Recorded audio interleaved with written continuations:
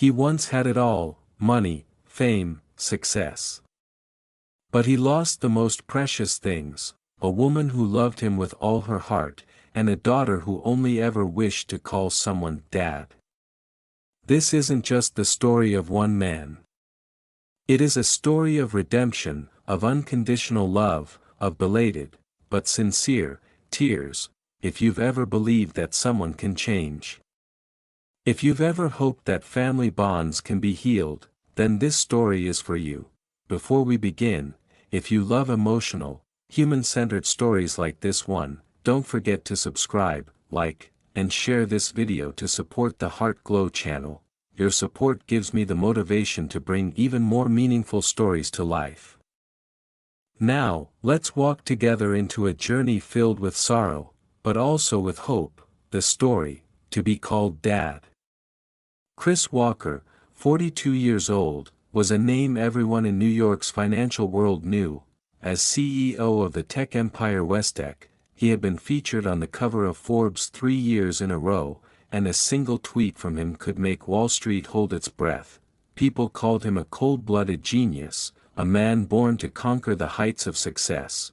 But few knew that behind the cold exterior, behind the million-dollar boardrooms and lavish parties, lived a man trapped in the shadow of his past, a place no one had entered, not even himself. Chris's penthouse was perched on the 78th floor of One Manhattan West, an icon of luxury. The interior was contemporary minimalist, with cold tones of gray, black, and white. Everything was perfect, so perfect, it felt lifeless. The apartment spanned nearly 500 square meters, yet every night he sat alone in a corner, staring down at the brilliant lights of the city, unable to feel a trace of warmth. Chris had no close friends, no partner, no children by his side. His assistants, lawyers, and employees all respected him, but no one truly knew who he was. His schedule was managed to the minute, but each night, he would open a bottle of red wine, sit in front of the glass wall, and let his thoughts drift somewhere far, far away. Some nights, he'd play an old jazz record and place his hand on a dust-covered piano, only to pull it back again, as if afraid to awaken something long asleep in his heart. One cold December night, after a long day of meetings with the board about the year's biggest acquisition deal, Chris returned home with an unusual sense of weariness. He felt something off inside, as if a growing void had taken hold, one he could no longer ignore or fill. For reasons he couldn't explain, he walked into the storage room, a place he rarely visited, and began sifting through old belongings. A white-painted cabinet, long unopened, caught his eye. Inside, he found a brown leather suitcase, its edges worn and surface cracked with time. Chris froze. That suitcase had followed him through his 20s. It once sat under the bed of a tiny wooden house in Savannah, Georgia, where he had lived with the only woman he ever truly loved, and where the first fracture in his heart had formed, one that never healed. With trembling, almost hesitant hands, he opened the suitcase. Inside were a few old notebooks, some faded film photos, one of the two of them sitting beneath a willow oak, a gray wool scarf she once knitted for him, and a small envelope, tied with a faded silk ribbon. His eyes widened. The handwriting was unmistakable, familiar as if it had been penned just yesterday. To Chris, if one day you want to know the truth.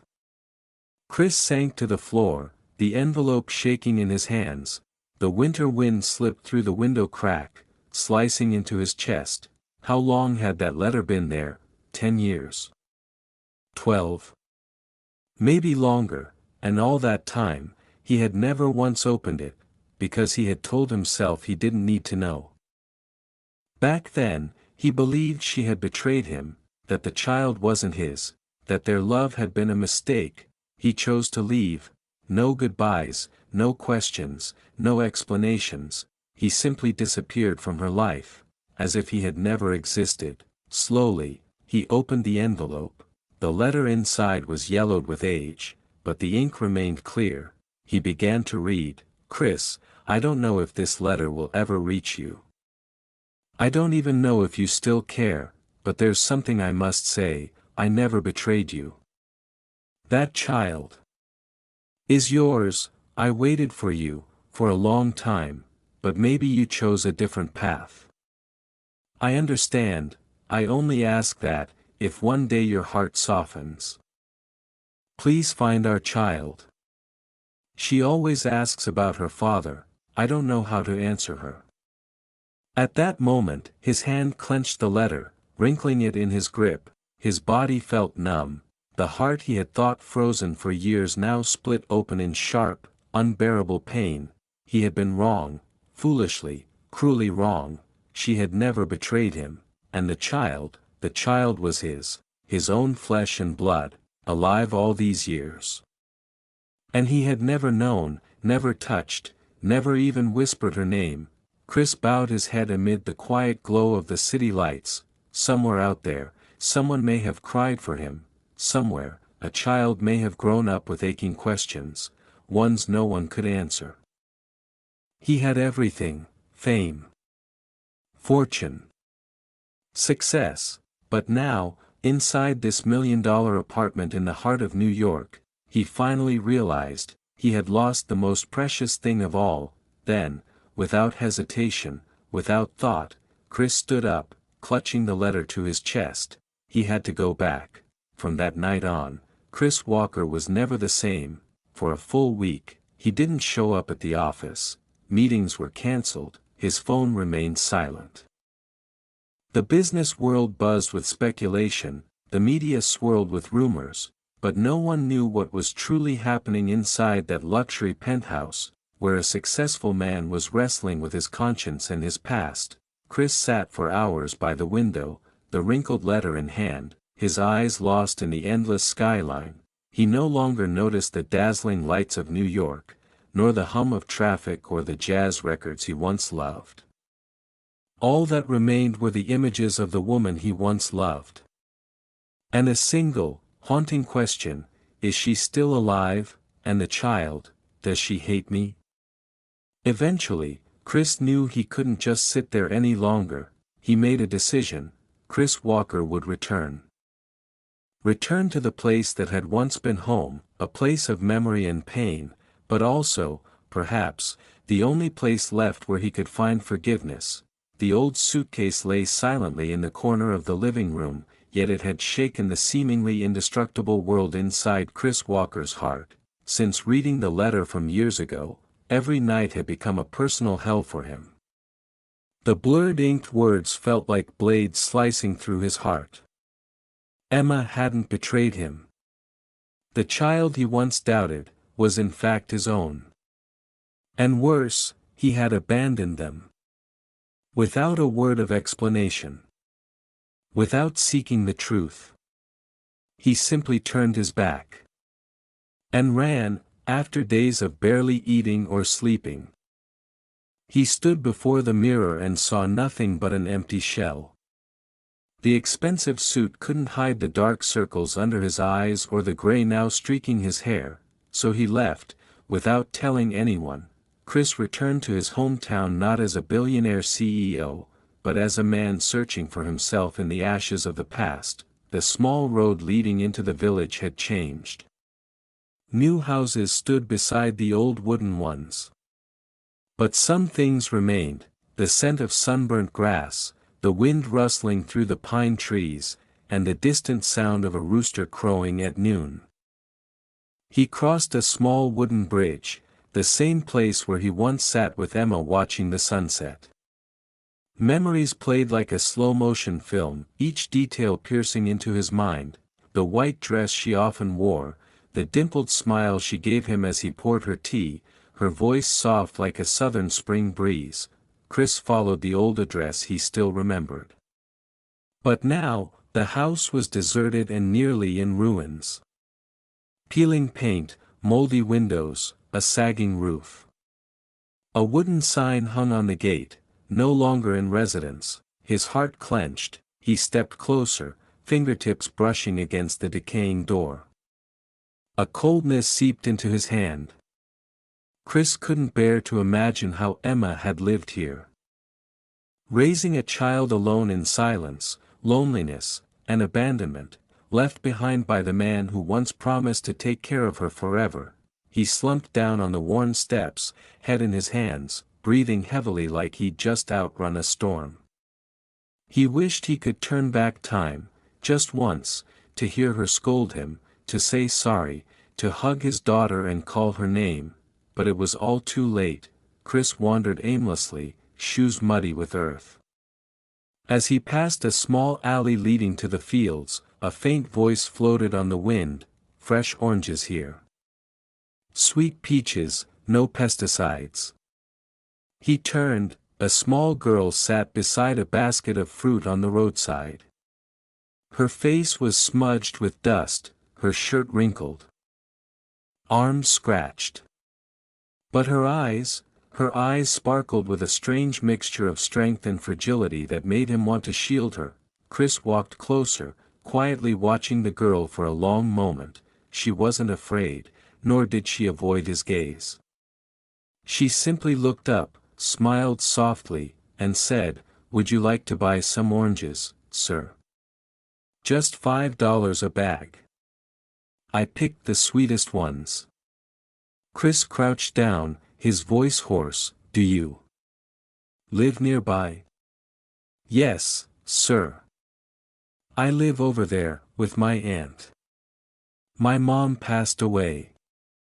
So now I help my aunt sell fruit on weekends." Her words struck him like a hammer to the chest. Chris felt his breath catch.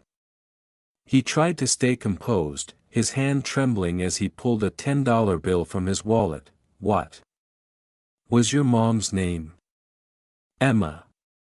His heart stopped. Chris collapsed beside the girl. Looking closely, he saw every familiar feature in her small face, Emma's petite nose, his own deep eyes, the way her lips pursed when she was nervous. There was no doubt anymore. This was his daughter. The girl didn't understand why the man had fallen silent, his eyes shining as if he might cry. She tilted her head. "Are you okay, sir?" Chris tried to smile, but it came out crooked. "You just remind me of someone. Someone I once loved very much." The girl scratched her head, a bit shy. "Everyone says I look like my mom. But I've never met my dad. Mom said he lived far away, and probably didn't remember me." Chris bowed his head, eyes closed. The pain surged, overwhelming. "Do you know your dad's name?" She shook her head. "Mom never told me. She just said he had big dreams back then, so he had to go far away." Chris began to cry. For the first time in over 10 years, he wept like a child. His daughter was sitting right in front of him. And he was nothing more than a stranger. The evening breeze rustled through Chris's graying hair. He sat quietly beside the girl, still holding the little bag of oranges she had just given him. It was as if fate had begun to slowly open a door, leading him to a truth he had never been ready to face. The girl didn't know who the man beside her really was, but somehow, instinctively, she spoke to him with a strange trust. Maybe it was his eyes, warm, yet full of sorrow, like they had known each other in some distant, forgotten life. And then it all began with a single, gentle question: "Can you show me where you live?" Ladies and gentlemen, before we continue with the program, we kindly ask that you leave a comment below sharing your thoughts and reflections. If you find this story meaningful, please don't hesitate to share it to support the channel and help spread these values to those around you. We wish you a truly meaningful listening experience. The afternoon sunlight had faded, casting a soft glow across the narrow dirt road winding through the ripe rice fields. Chris sat silently on an old stone bench by the roadside, his mind spinning from the emotional journey back into the past. He had just come from the old house, now a silent, crumbling ruin, and his heart was filled with a hollow emptiness. And then he saw her. The girl stood across the road, beside a small wooden table with a few baskets of apples and oranges. She wore a faded shirt, frayed jeans, and her brown hair fell lightly around her face, slightly messy from the wind. But it was her eyes, big, bright, and deep, that froze him in place. Those eyes were unmistakable. Emma's eyes. The same gaze that once made him fall hopelessly in love. His heart clenched painfully. In that moment, past and present collided, and Chris felt like he was dreaming. He slowly approached, his eyes fixed on the small face smiling at the passing customers. "What's your name?" he asked, his voice trembling oddly. "I'm Lily," the girl answered politely. Her smile bright but her eyes slightly hesitant. "Lily." Chris stood frozen. Emma had once told him, a long time ago, "If we ever have a daughter, can I name her Lily? Because that's my favorite flower." He had laughed and nodded at the time. Then he left, taking with him the future they had once dreamed of. "Who do you live with?" he asked, his voice lowering like it carried 1,000 winds from the past. "I live with my aunt, but she works far away. My mom passed away just a few months ago." Lily's voice softened, her eyes falling sadly, though she tried to smile. Chris felt his entire body go cold. Her mother was gone. He looked at the girl, feeling a sharp pain from within. How much time had he missed? How many years had she grown up without him even knowing she existed? "What was your mom's name?" Chris asked, unable to hide the urgency in his voice. "Emma." He nearly lost his footing. His hand trembled, gripping the edge of the table for balance. His legs felt frozen, unwilling to move. "Where do you live?" "At the end of this dirt road, there's a big bougainvillea tree. Near the rice fields." Chris's heart nearly stopped. That was the old house. The one he and Emma once lived in, where they dreamed of happy days, before he destroyed everything over a foolish misunderstanding. Lily cheerfully picked up her fruit basket and invited him to come visit. Chris quietly followed behind, like a man lost between past and present. Every step on the familiar path felt like stepping on memories, each one pressing into his soul with aching weight. The old wooden gate was still there, rusted and tilting. The bougainvillea tree was in full bloom, casting violet shadows across the porch. The girl pushed open the door, and Chris followed. Inside the small house, everything seemed unchanged, simple, old, but warm. On the little table in the living room sat a modest altar, and there, under the soft rays of the setting sun, was Emma's photo. Chris collapsed. He couldn't believe his eyes. That photo was the last thing he wanted to see, and the one thing he deserved to face. Memories came crashing down like a waterfall, their days together, their final arguments, her eyes when he walked away. All returned, carving deep wounds in his heart. Emma hadn't betrayed him. The child was his. And he, the father, the partner, had abandoned them. Now, he had come back only to find the ashes of a lost love, and a little girl standing before him, calling him Mr. instead of Dad. Chris broke down.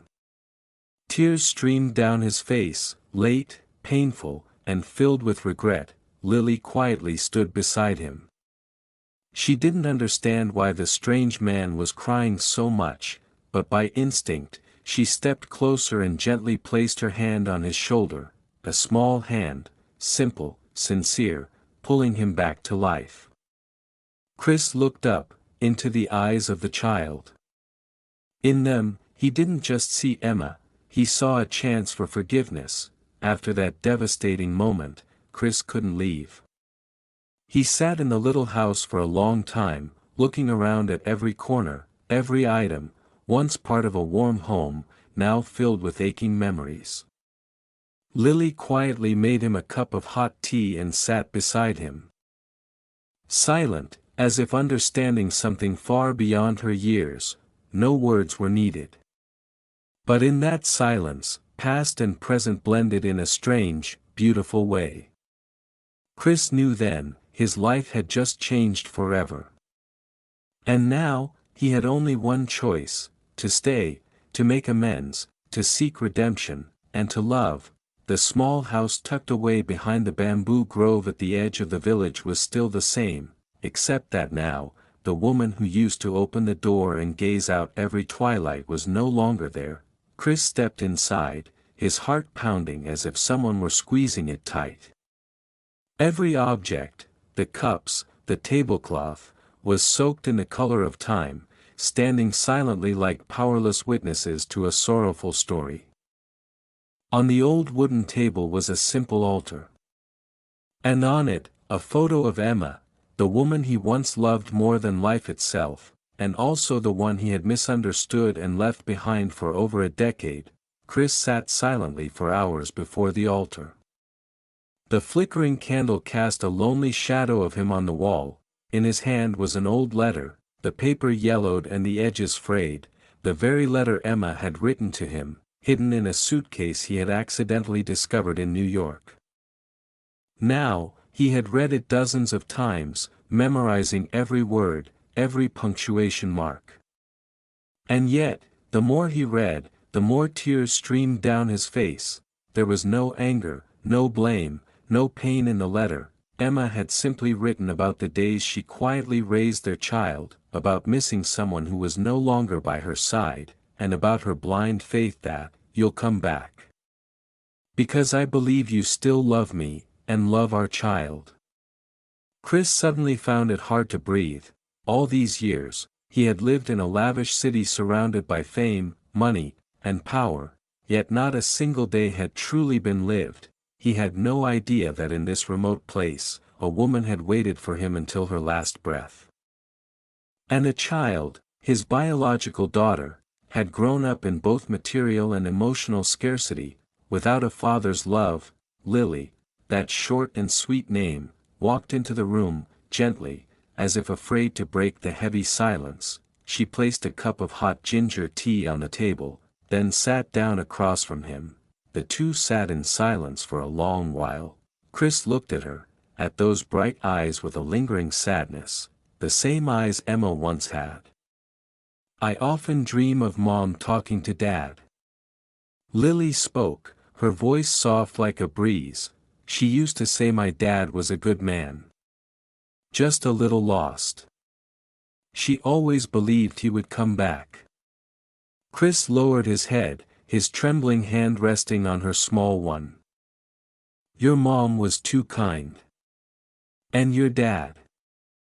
"I know," Lily said gently, with a faint smile. "Mom never spoke ill of Dad.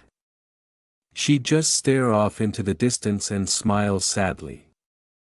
Chris felt like his heart was being crushed. He swallowed hard, then spoke in a shaky voice, "If you agree, I want to take you to the city. To New York. To live with me." Lily looked at him. Her clear eyes suddenly darkened, then dropped to the floor. I'm scared." "Scared of what?" "Scared of being left. Like my mom was." Her words were as soft as a breeze, but pierced him like a blade. Chris fell silent. He knew, there were no words that could erase that pain. Trust, once broken, is not easily mended, and a child who had lost the only person who had ever stayed, would be even more guarded in opening her heart again. That night, Chris didn't leave. He rented the abandoned house on the other side of the small stream. Every morning, he came to Lily's house, bringing breakfast he had made himself, clumsy, but warm. He helped her sell fruit, fetch water, clean the garden. They picked vegetables together, cooked meals, and sometimes, just sat watching the rain. No rush, no pressure. He wanted her to see, he was here, not for a day, but for every day.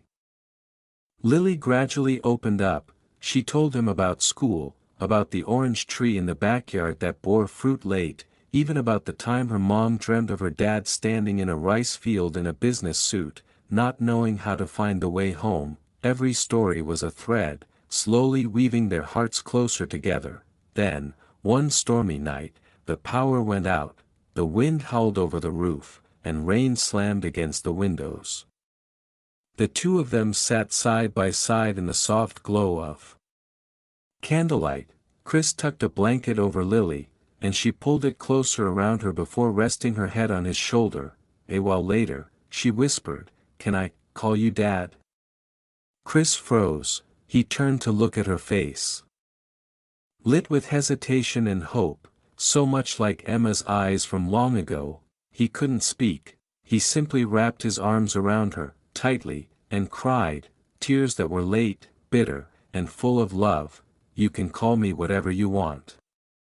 He choked out, "Because I'm not going anywhere. Ever again." That night, when Lily called him Dad, everything inside Chris broke open.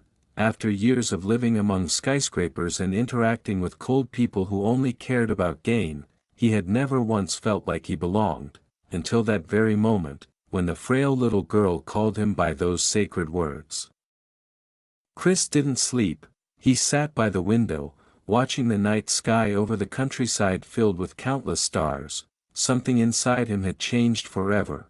No longer a CEO, no longer a man running from his past. He was a father, and for the first time, he knew exactly what he had to do with the rest of his life. Chris hadn't looked back at New York once since stepping onto the flight back to his hometown. The city had once been the place of his dreams, where he rose to become a billionaire, but also where he lost himself. The luxurious penthouse now felt like nothing more than a cold glass cage he had no desire to return to. He handed over all his assets to his trusted assistant, keeping only the essentials, some cash, identification documents, and a photo of Lily. Back in the countryside, he felt like he was returning to his true self, not as a CEO, not as a successful man, but simply as a father trying to start over. Emma's old house had fallen into severe disrepair. Moss-covered roof tiles, peeling brick walls, and a crooked wooden gate that creaked in the wind. Chris didn't hire anyone. He did everything himself, from cleaning the yard and scrubbing off the moss, to repainting every wall. Every time he held a broom or a paintbrush, it felt like he was scrubbing away the guilt in his heart. He kept Emma's old belongings, a wool scarf she had knitted, pale purple curtains, and even her unfinished notebook. He renovated the small bedroom for Lily, bought her a new bed, and stuck glow-in-the-dark stars on the ceiling, hoping she could sleep peacefully each night, dreaming sweet dreams. Since moving back with Lily, Chris had completely changed his lifestyle. Each morning, he woke before sunrise.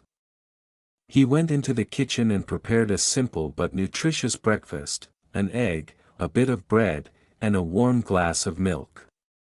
Then he gently knocked on Lily's door, waking her with a voice he hadn't used in over 10 years, soft and full of affection. On the way to school, he no longer drove a luxury car. Instead, he pedaled an old bicycle, one that used to belong to Emma. Lily sat behind him, wrapping her arms around his waist, and he felt a strange warmth filling his heart. At the school gate, he always waited until Lily walked into class before turning away. He wanted to make sure she no longer felt alone. At noon, he picked her up, cooked lunch with fresh vegetables from their garden and home-style braised fish.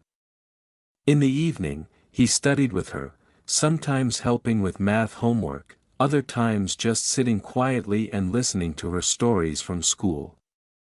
One time, Lily came home with a scratch on her hand after being pushed by a classmate. He panicked, rushing to get antiseptic and bandages, carefully tending to the wound as if it were carved right into his heart. These small gestures, Chris had once believed he'd never be capable of. Yet now, he found happiness in their simplicity. At first, Lily remained distant. Though she had started calling him Dad, her eyes still held a guarded look, as if she feared he might leave again someday. At night, when she was asleep, he often sat quietly by the edge of her bed, watching her tiny hand clutch the blanket. Then one afternoon, as they were eating beneath the porch in a gentle breeze, Lily suddenly spoke, "Dad. When I was little, Mom used to tell me stories about you. She said you were smart, but a bit stubborn. She said maybe you wouldn't come back, but that I should always believe in you." Chris, choking with emotion, placed a piece of egg on her plate and gently brushed her hair. Lily continued, "I often dream of having a life like my friend Lon, with both a mom and a dad. Someone to wake me in the morning, someone to ask if I had fun at school." He didn't say anything, just pulled her into a tight embrace. After that day, Lily began to share more about her dream of having a birthday party with a real cake, going to the village fair with her dad, and having a family photo on the wall like other kids. Chris silently vowed to make it all come true, not to make up for the past, but because he genuinely wanted to give her the childhood she deserved, even if it was late. Chris's change wasn't only toward Lily, it extended to the world around him. He realized how selfish he had been, burying himself in work, chasing fame, and forgetting the small but precious things in life. He began walking around the village, checking in on struggling families, quietly offering help without revealing his identity. Once, he visited old Mr. Muoy, an elderly man living alone in a rundown hut, and brought him a warm blanket, a small gas stove, and a large bag of rice. Mr. Muoy teared up, "I don't know who you are, but you remind me of my son." Chris also visited the school, donating books and fixing the old roof. The children were thrilled to have a new playground, new chalkboards, and new backpacks. One time, as he watched them playing in the yard, he remembered the look in Lily's eyes the first day they reunited, and felt some of the weight in his heart begin to lift. Villagers slowly warmed up to him. They no longer looked at him with suspicion, but instead greeted him kindly. "Hello, Mr. Chris, Lily's dad is here." Every act of kindness was, for Chris, a way to reconnect with the humanity he had lost during his years behind those glass walls of luxury. The bond between Chris and Lily didn't form overnight, but it grew, steadily, tenderly, like the morning sun filtering through cracks in the window. The two of them went to the market together, cooked meals, watered plants, and swept the yard. They developed small routines, drinking hot cocoa every morning, reading together before bedtime. Chris even started teaching Lily to play the guitar, the same one he had abandoned for 10 years. At first, Lily kept hitting the wrong notes, but he never got frustrated. He just smiled and said, "It's okay to mess up, as long as you're having fun." One rainy afternoon, they sat under the porch, watching the raindrops fall. Lily rested her head on his shoulder and whispered, "I wish Mom could see this. She'd be so happy." Chris gently wrapped his arm around her small frame, feeling the love spread, not out of guilt, but from a place of true, heartfelt emotion. Whenever someone asked Lily, "Who do you live with?" she no longer hesitated. She smiled and answered, "I live with my dad. He's the best dad in the world." Hearing that, Chris was speechless. His eyes burned, but his heart felt warmer than it ever had. They were no longer two strangers connected only by blood. They were a family, held together by love, forgiveness, and unwavering trust. As time passed, it became the healing balm that mended the cracks in a little girl's heart and in the soul of a man who had once lost everything. Day by day, Chris realized that love didn't have to be grand or flashy. It just had to be present, patient, quiet, and sincere. The small house in the peaceful countryside had truly become a home. The little girl was no longer cautious or withdrawn. Her eyes sparkled brighter, her smile more innocent. And then, the most beautiful thing of all happened. Love blossomed again, under the glow of the late afternoon sun. The day he heard the word Dad from his daughter, his heart nearly stopped. It wasn't a hesitant, testing word like before. It was full of emotion, gentle yet profound, as if it had been resting in her heart for a long time, just waiting for the right moment to be spoken. She was no longer the thin, cautious child who watched adults with wary, silent eyes. Now, she would run up behind him and wrap her arms around his waist, sharing stories about school, friends, and her little dreams. She drew pictures of him, her mother, their home, and the fields. In every drawing, he was there, always beside them. One day, she said, "You know, Dad, I waited so long just to call someone that, but now, I don't have to wait anymore." He could only hug her tightly, holding back tears. Each morning, he woke early to cook breakfast, hearing her cheerful voice, "Dad, I have PE class today." Every night, she rested her head on his shoulder, telling stories about her day at school, then falling asleep in his arms. That simple happiness made him feel truly wealthy, no longer needing numbers, meetings, or the lavish reputation of the city. From a man once accustomed to elegant dinners in high-end restaurants, he now learned to pick vegetables, light a wood stove, and cook humble, rustic meals filled with warmth. At first, everything felt clumsy. He couldn't tell mint from basil. Holding a hoe or basket of vegetables, his hands trembled like a first grader on their first day, but the little girl was always by his side, teaching him patiently, step by step, "Dad, you have to pull the carrots like this. Dad, you need to boil the eggs for 10 minutes so they're just right." Gradually, he adapted. He grew a trellis of gourds, a patch of water spinach, and several vibrant red chili plants. Each meal, he arranged like a seasoned chef. Though the dishes were simple, they were filled with love. He learned how to make perfect fish sauce, how to grill fish over charcoal, how to cook sour soup in the true countryside style.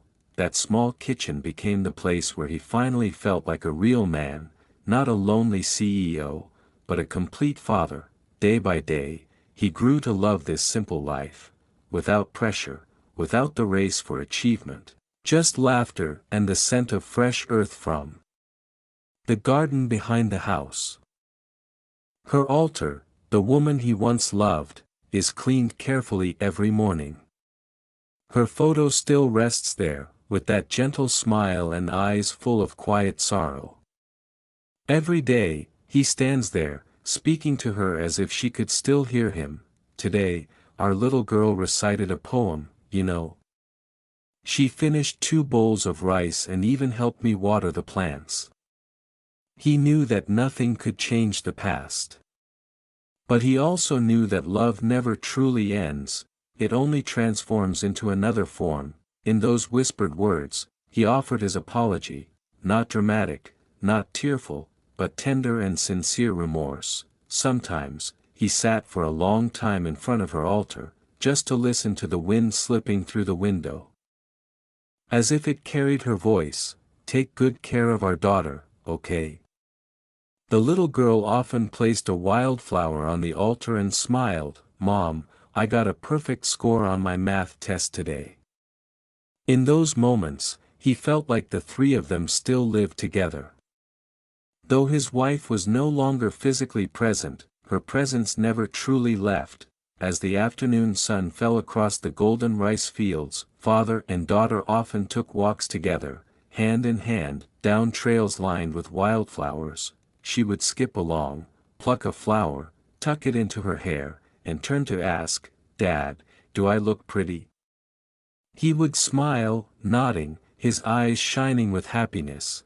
They walked past the small stream, past the old banyan tree, where he once courted her mother. He told her stories of his childhood, about the first time he met her mother, about distant memories he thought he'd forgotten. She listened intently, as if collecting each piece of their unfinished love story. Their footsteps marked the earth, with sunlight stretching out like a golden silk carpet, warm and gentle. There were no more rushed sounds, no more car horns or ringing phones, only the sound of hearts beating and soft laughter echoing through nature. She would often squeeze his hand tightly, and he felt, at last, that his life had found the right direction. On a windless night, after the little girl had fallen asleep, he sat on the front porch, holding an old letter and gazing at the starlit sky. He whispered, as if to himself, as if to his wife, "I once had everything, money, power, fame. But I lost what was most precious, your love, our family, and your trust." His voice trembled into the night, but a light glowed inside his heart as he said, "Now, I need nothing else. Just one word, Dad, and that's enough."